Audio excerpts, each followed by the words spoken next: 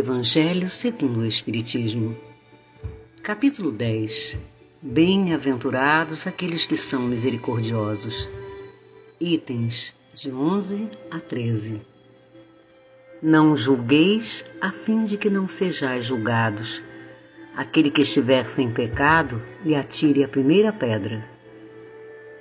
Não julgueis, a fim de que não sejais julgados, porque vós sereis julgados segundo houverdes julgado os outros, e se servirá para convosco da mesma medida da qual vos servistes para com eles. São Mateus, capítulo 7, versos 1 e 2.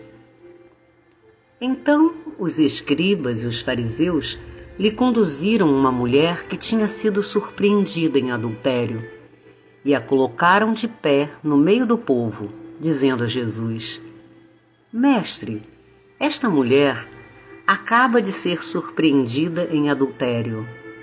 Ora, Moisés nos ordena na lei para lapidar as adúlteras. Qual é, pois, sobre isso vosso sentimento? Eles diziam isso tentando-o, a fim de ter do que acusá-lo. Mas Jesus, abaixando-se, escrevia com o dedo sobre a terra.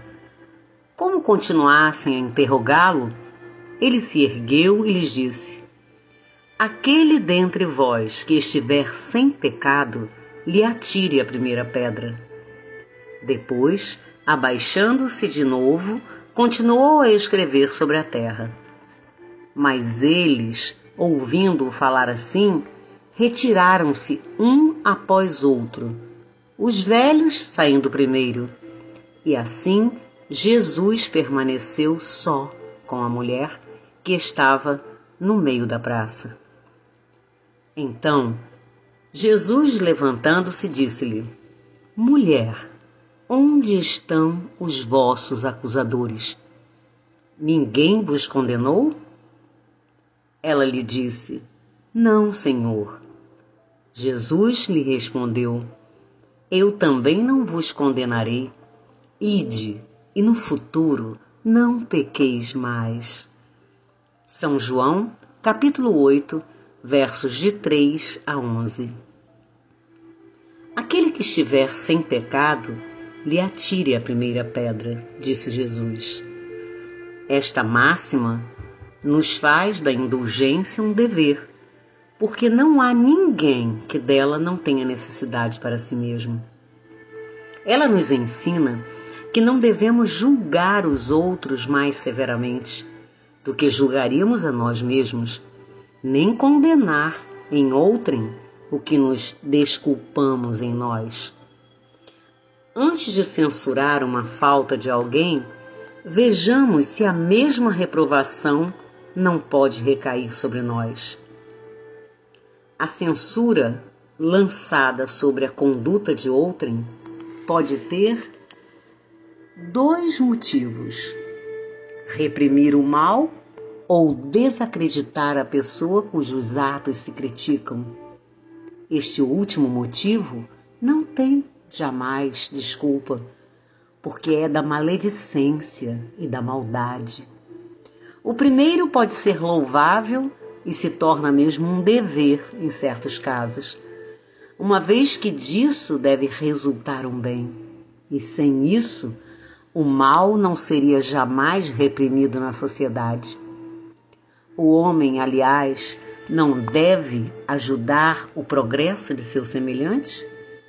Não seria preciso, pois, tomar no sentido absoluto este princípio: não julgueis se não quiserdes ser julgados, porque a letra mata e o espírito vivifica.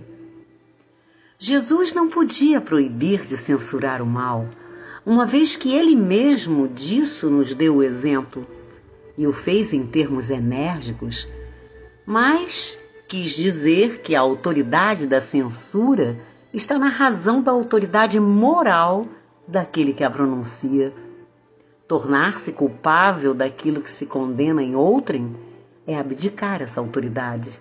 É mais, é arrogar-se o direito de repressão. A consciência íntima, de resto, recusa todo respeito e toda submissão voluntária àquele que, estando investido de um poder qualquer, viola as leis e os princípios que está encarregado de aplicar. Não há autoridade legítima aos olhos de Deus, senão aquela que se apoia sobre o exemplo que dá do bem. É o que ressalta igualmente das palavras de Jesus. Vivendo o Evangelho, volume 1.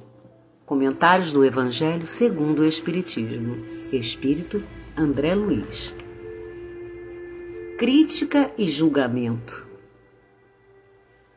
Ladrões, sequestradores, homicidas, falsários, corruptos, estrupadores, incendiários, pistoleiros, difamadores, terroristas, malfeitores de toda a espécie. Não há dúvida quanto ao julgamento desses infratores em débito com a lei.